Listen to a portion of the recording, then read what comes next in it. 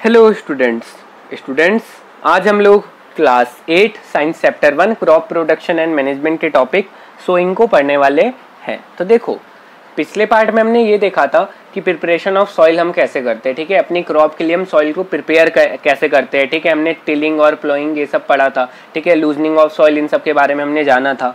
ठीक है, हमने एग्रीकल्चर इम्प्लीमेंट्स जो क्या कहते हैं हमारे सॉइल को प्रिपेयर करने में हेल्पफुल होते हैं उनके बारे में भी पढ़ा था। अब हमने सॉइल तो प्रिपेयर कर ली है।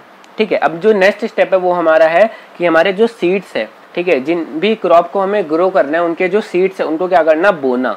ठीक है, तो जो नेक्स्ट स्टेप है वो है हमारा सोइंग। ठीक है, सोइंग मतलब जिसमें हम बीज बोते हैं, सोइंग मतलब बोना। ठीक है, अब it is an important part of crop production. अब भाई जाहिर सी बात है, अगर आप क्रॉप जिसको भी ग्रो करना है उसके सीड को ही नहीं बोओगे तो क्रॉप ग्रो होगी नहीं। तो बहुत इंपॉर्टेंट पार्ट है ये। ठीक है, अब सोइंग, ठीक है, before sowing good quality clean and healthy seeds with high yield are selected. मतलब कभी भी अगर हमें कोई भी सीड, ठीक है, कोई भी क्रॉप की सीड को बोना है, ठीक है, तो उससे पहले हमें उनकी अच्छी क्वालिटी को सेलेक्ट करना है कि हाँ अच्छी क्वालिटी की सीड्स है कि नहीं, साफ सुथरी रहनी चाहिए, हेल्दी सीड्स रहनी चाहिए, डैमेज्ड सीड्स उनमें नहीं रहनी चाहिए, जिससे हमारी जो क्रॉप की ग्रोथ है वो भी एकदम अच्छे से हो और हमारा जो प्रोडक्शन है वो भी क्या हो, ज़्यादा हो।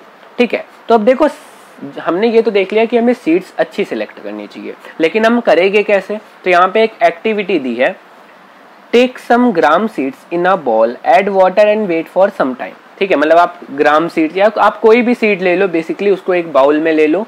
ठीक है, उसमें कुछ पानी डाल दो और पानी डालने के बाद थोड़ी देर के लिए वेट करो। ठीक है, अब जब आप देखोगे थोड़ी देर बाद, ठीक है, कुछ घंटे भी लग सकते हैं बेसिकली। ठीक है, तो मान लो 1 घंटे बाद आप उसको देख रहे हो, तो उसमें क्या होगा, कुछ सीड्स होगी जो ऊपर की तरफ पानी में फ्लोट कर रही होगी और कुछ नीचे बैठी होगी। ठीक है, अब जो ऊपर सीड्स फ्लोट कर रही होगी वो होगी डैमेज्ड सीड्स और जो नीचे होगी वो होगी हेल्दी सीड्स। ठीक है, कैसे, देखो, damaged seeds become hollow and are lighter so they float on water. By this method we can separate healthy seeds from damaged one. ठीक है, तो देखो जो डैमेज्ड सीड होती है वो अंदर से एकदम खोखली रहती है। अब खोखली रहती है, हॉलो रहती है, तो क्या हो जाती है, लाइटर एकदम हो जाती है और इस वजह से वो क्या करती है, पानी में फ्लोट करती है। ठीक है, तो इस तरह हम क्या कर सकते हैं कि हेल्दी सीड और डैमेज्ड सीड को अलग कर सकते हैं। और अब हमें हेल्दी सीड्स तो मिल गई है, तो अब हमारा जो नेक्स्ट स्टेप है वो क्या है कि हमें अब इन हेल्दी सीड्स को जाके हमारे फील्ड में क्या करना है, सोन करना है, बोना है। ठीक है, तो इनके लिए कौन कौन से टूल्स यूज होते हैं, तो देखो tools use for sowing seeds. तो देखो ट्रेडिशनल टूल में हम एक ऐसा टूल पढ़ने वाले हैं कि बेसिकली जो अभी ज़्यादा यूज नहीं होता लेकिन जो पहले के टाइम में बहुत यूज होता था। ठीक है, तो it is shaped like a funnel. ठीक है, मतलब ये जो टूल होता था ये फनल के शेप में एक रहता था। ठीक है, फनल आपने देखी होगी, यहाँ पे मैंने ड्रॉ भी किया है। ठीक है, तो इस शेप में कुछ रहता था। ठीक है, seeds are filled into a funnel. अब इसमें क्या होता था कि इसमें हम यहाँ से सीड्स को डालते थे फनल में।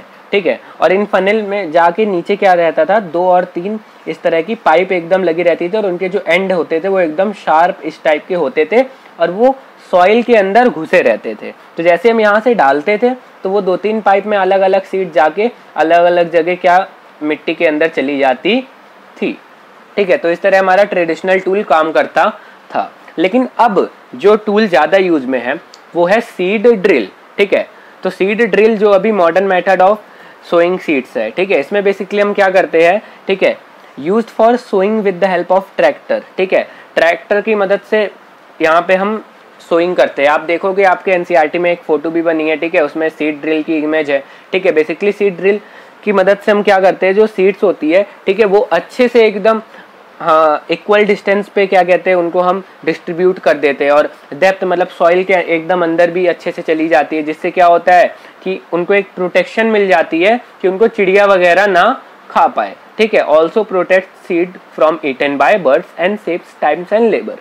वही चीज़ कि मतलब उनको एक प्रोटेक्शन मिल जाती है कि चिड़िया वगैरह उनको ना खा पाए और इससे क्या होता है, देखो टाइम भी बचता है। ठीक है, यहाँ पे ट्रेडिशनल मेथड में हमें क्या करना पड़ रहा था, सिंगल सीड ऐसे ऐसे ऐसे ऐसे डालना पड़ रहा था। लेकिन सीड ड्रिल में क्या होता है, हमारे पास ट्रैक्टर होता है। ठीक है, और सीड ड्रिल भी हमारा अच्छा खासा बड़ा होता है जो क्या कहते हैं सेम टाइम पे एक अच्छे एरिया में सीड हमारा सोन करता है। तो यहाँ से हमारा टाइम भी बचता है और मेहनत भी बचती है। ठीक है, तो हमने देख लिए टूल्स जो सोइंग के लिए यूज होते है। अब देखो यहाँ पे 2 पॉइंट और थे, वो कौन से थे? Seeds of a few plant example paddy are first grown in a nursery into seedling, they transplanted to the field manually. ठीक है, अब कुछ प्लांट्स होते हैं, ठीक है, जिनको पहले नर्सरी, ठीक है, आपने देखा होगा आपके आसपास भी कोई नर्सरी होगी, ठीक है, नर्सरी में हम क्या करते हैं, बेसिकली छोटे छोटे प्लांट्स को, एकदम छोटे छोटे बीज को छोटे छोटे प्लांट्स में ग्रो करते हैं। ठीक है, फिर उसके बाद जब वो एकदम छोटे छोटे प्लांट्स में ग्रो हो जाते हैं या सीडलिंग में ग्रो हो जाते हैं, ठीक है, तो उनको हम क्या कर देते हैं, फील्ड में ट्रांसफर कर देते हैं। ठीक है, अब ये करते क्यों, हम नर्सरी में क्यों ग्रो करते हैं? तो हम इसलिए ग्रो करते हैं जिससे उनको अच्छे से नरिशमेंट, मतलब अच्छे से उनको जो जो कंडीशन है, ठीक है, अच्छे से वो सीड से सीडलिंग में, छोटे से पौधे में, ठीक है, ग्रो हो जाए। ठीक है, उनको सारी चीजें, नरिशमेंट, वाटर, सनलाइट, ये सब अच्छे से मिले, इसलिए हम उन लोग को नर्सरी में क्या कहते हैं, ग्रो करते हैं। क्योंकि देखो जो सीड्स होती है वो बहुत नाजुक होती है, इसलिए कुछ प्लांट की सीड्स को हम नर्सरी में ही ग्रो करते हैं। उसके अलावा seeds must get sufficient sunlight, nutrient and water from the soil. अब देखो सीड ड्रिल में मैंने आपको बताया था कि सीड ड्रिल क्या करता है, इक्वल डिस्टेंस पे सब सीड को अच्छे से डिस्ट्रीब्यूट कर देता है।